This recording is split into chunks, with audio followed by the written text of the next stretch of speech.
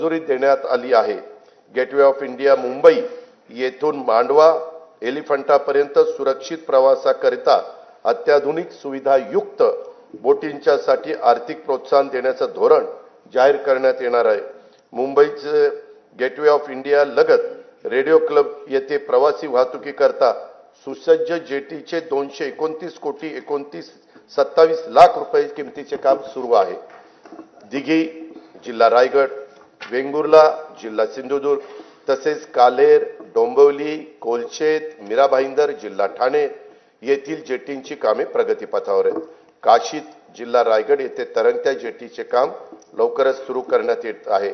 हवामान बदल आणि समुद्राच्या पातळीत होत असलेल्या वाढीमुळे निर्माण होणाऱ्या नैसर्गिक आपत्तीपासून बचाव करण्यासाठी महाराष्ट्रातील किनारी जिल्ह्यांच्या मध्ये 8,400 कोटी रुपये किमतीचा बाह्य सहाय्यित प्रकल्प राबविण्यात येणार आहे।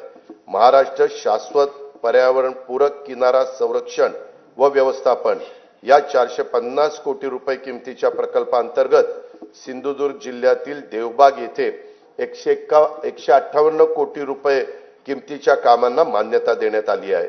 या प्रकल्पामुळे समुद्रकिनारी वास्तव्यास असलेल्या नागरिकांच्या जीविताचे व मालमत्तेचे रक्षण होईल।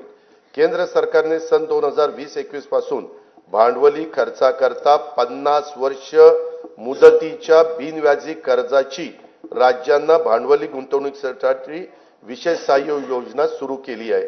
या योजनेतून राज्याला 2021 ते 23-24 या कालावधीत 13,807 कोटी रुपयाचा निधी प्राप्त झाला आहे।